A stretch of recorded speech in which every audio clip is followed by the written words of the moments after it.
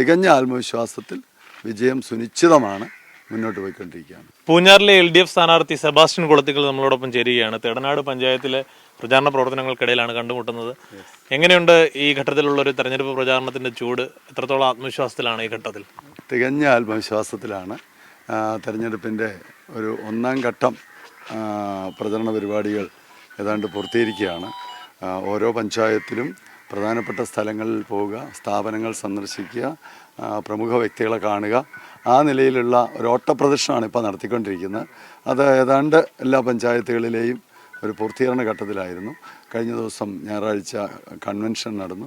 ഒരിക്കലും ഉണ്ടാകാത്ത വിധമുള്ള അഭൂതപൂർവമായ പ്രവർത്തക സാന്നിധ്യത്തിലാണ് സഖാവ് എം സ്വരാജ് ഉദ്ഘാടനം ചെയ്ത ആ കൺവെൻഷൻ നടന്ന് അതിനുശേഷം നടന്ന റോഡ് ഷോയും ഏതാണ്ട് 100 കണക്കിന് ആളുകൾ പങ്കെടുക്കുന്ന മുണ്ടക്കയം ടൗൺ നിശ്ചലമായി പോകുന്ന രീതിയിലുള്ള അതിവിപുലമായ ജനസാന്നിധ്യത്തോടു കൂടിയുള്ള പ്രവർത്തക ബാഹുല്യത്തോടു കൂടിയുള്ള റോഡ് ഷോയും നടത്താൻ കഴിഞ്ഞു.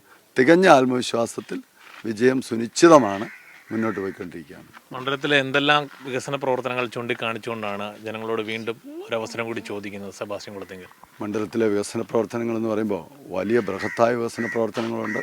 അതുപോലെ തന്നെ ഓരോ പ്രദേശത്തെയും പ്രത്യേകമായ വികസന പ്രവർത്തനങ്ങളുണ്ട്.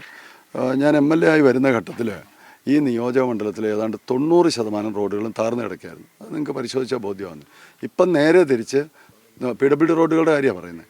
98% റോഡുകളും ഏറ്റവും നല്ല നിലയിൽ പുനരുദ്ധരിച്ച് ഗതാഗതയോഗ്യമാക്കാൻ കഴിഞ്ഞു.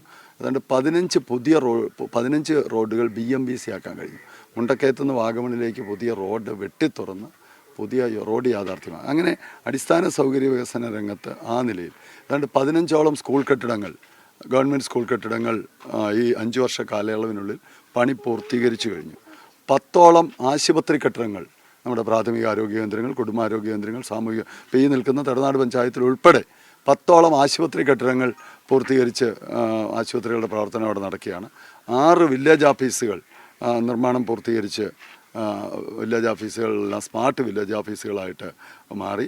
പിന്നെ മറ്റ് നിരവധിയായ വികസന പ്രവർത്തനങ്ങൾ, സാംസ്കാരിക നിലയം, സബ് ട്രഷറി, പോലീസ് സ്റ്റേഷൻ, ഏതാണ്ട് 35ലധികം സർക്കാർ കെട്ടിടങ്ങൾ ഈ 5 വർഷ കാലയളവിനുള്ളിൽ യാഥാർത്ഥ്യമായി.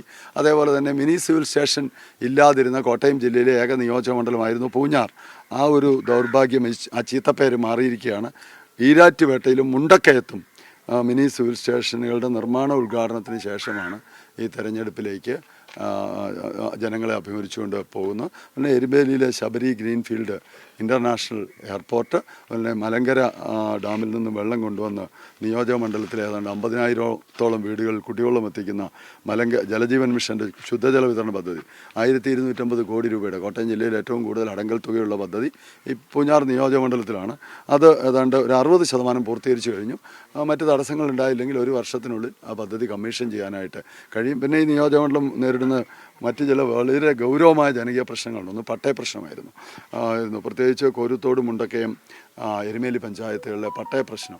പമ്പാവാലി, ഏഞ്ചൽ വാലി 75 വർഷമായി പട്ടയമില്ലാതിരുന്ന പ്രശ്നം. അവിടെ പട്ടയം കൊടുക്കാൻ സാധിച്ചതുൾപ്പെടെ പട്ടയം പ്രശ്നത്തിൽ വലിയ പരിഹാരം ഉണ്ടാക്കി. മുണ്ടക്കയത്ത് സ്പെഷ്യൽ ആഫീസ്, അതിനുവേണ്ടി മാത്രം ഒരു തഹസിൽദാർ ആഫീസ് സ്ഥാപിച്ച് പട്ടയ വിതരണം നടന്നു വരികയാണ്. അതുപോലെ വന്യമൃഗശല്യം 3 പഞ്ചായത്തുകളിൽ വനാതിർത്തിയിലാണ്. അവിടെ 30 കിലോമീറ്റർ ദൂരത്തിൽ കിടങ്ങും ഹാങ്ങിങ് ഫെൻസിങ്ങും സ്ഥാപിച്ച് കേരളത്തിൽ ആദ്യമായി ഒരു നിയോജക മണ്ഡലത്തിൻ്റെ വനാതിർത്തി പൂർണ്ണമായും പ്രതിരോധ സംവിധാനങ്ങൾ ഒരുക്കുന്ന ആദ്യത്തെ നിയോജക മണ്ഡലമായി പൂഞ്ഞാർ മാറി. ഇങ്ങനെ ജനജീവിതത്തിൻ്റെ സമസ്ത മേഖലകളിലും സമഗ്രമായ ഇടപെടലുകൾ നടത്തി മുന്നോട്ട് പോയ ഒരു കാലമാണ് ഈ കഴിഞ്ഞ 5 വർഷക്കാലം. അതിൻ്റെ ഒരു വികസന തുടർച്ചയ്ക്ക് വേണ്ടിയാണ് ഇത്തവണ വോട്ടഭ്യർത്ഥിക്കുന്നത്. ത്രികോണ മത്സരം നടക്കുന്ന ഒരു മണ്ഡലമാണ്. ഈ ഡീലുകളുടെ ആരോപണങ്ങൾ മുന്നണികൾ ഉന്നയിക്കുന്നുണ്ട്. BJP-യുമായി ഡീലെന്ന് പറഞ്ഞ് UDF അങ്ങനെയൊക്കെ ഡീലുകളുടെ ആരോപണങ്ങൾ പലരും ഉന്നയിക്കുന്നുണ്ട്. അത്തരം എന്തെങ്കിലും ആരോപണം ഉന്നയിക്കാനുണ്ടോ? അതോ ഇവിടെ ശക്തമായ ത്രികോണ മത്സരം എന്നുള്ളത് അംഗീകരിക്കപ്പെടുന്നുണ്ടോ? എല്ലായ്പ്പോഴും LDF-നെ പരാജയപ്പെടുത്താൻ വേണ്ടി BJP-യുമായി ഒളിഞ്ഞും തെളിഞ്ഞും കൈകോർക്കുന്ന പാരമ്പര്യം കോൺഗ്രസിനുള്ളത്. ഏറ്റവും ഒടുവിൽ നടന്ന തദ്ദേശ തെരഞ്ഞെടുപ്പിൽ തൃശ്ശൂർ ജില്ലയിലെ മറ്റത്തൂര് കൈപ്പത്തിൽ ചിഹ്നത്തിൽ ജയിച്ച 8 ആളുകളല്ലേ BJP-ക്ക് വോട്ട് ചെയ്തവിടെ BJP-യുടെ ഭരണം ഉണ്ടാക്കിയത്.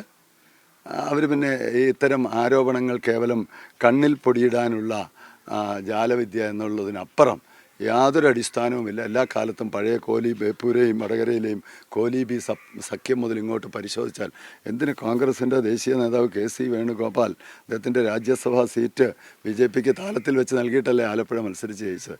അപ്പോൾ ആ നിലയിലുള്ള എല്ലാ ഏർപ്പാടും എല്ലാ കാലത്തും നടത്തിയിട്ടുള്ളത് UDF ആണ്. LDFന് സംശുദ്ധമായ രാഷ്ട്രീയം മാത്രമേ ഉള്ളൂ. ആ രാഷ്ട്രീയം തെരഞ്ഞെടുപ്പ് വിജയത്തിനപ്പുറം വർഗീയതയ്ക്കെതിരാണ്. അതിനകത്ത് വിട്ടുവീഴ്ച ഉണ്ടാവില്ല. തെരഞ്ഞെടുപ്പ് വിജയമൊക്കെ അതിൻ്റെ ഭാഗം മാത്രമാണ്. തെരഞ്ഞെടുപ്പ് വിജയത്തിനും പരാജയത്തിനും അപ്പുറം വർഗീയ ശക്തികളെ ചെറുക്കുന്ന കാര്യത്തിൽ LDF എല്ലാ കാലത്തും വെള്ളം ചേർക്കാത്ത വിട്ടുവീഴ്ചയില്ലാത്ത നിലപാട് സ്വീകരിച്ചിട്ടുണ്ട്. വിജയാശംസകൾ. എന്തായാലും മണ്ഡലത്തിൽ നടത്തിയ വികസന പ്രവർത്തനങ്ങൾ മുൻനിർത്തിയാണ് താൻ വീണ്ടും ജനങ്ങളോട് അവസരം തേടുന്നതെന്നാണ് അദ്ദേഹം പറയുന്നത്. കൂടാതെ ഈ മണ്ഡലത്തിൽ വിജയം ഉറപ്പാണ്. ശക്തമായ മത്സരമുണ്ടെങ്കിലും അത് മികച്ച വിജയം ഉറപ്പാണ് എന്നുള്ള കാര്യമാണ് സെബാസ്റ്റ്യൻ കുളത്തിങ്കൽ ആത്മവിശ്വാസത്തോടെ പ്രകടിപ്പിക്കുന്നത്. അനന്തു സുരേഷിനോടൊപ്പം പൂഞ്ഞാറിൽ നിന്നും ജോസി ബാബു, മീഡിയ 1.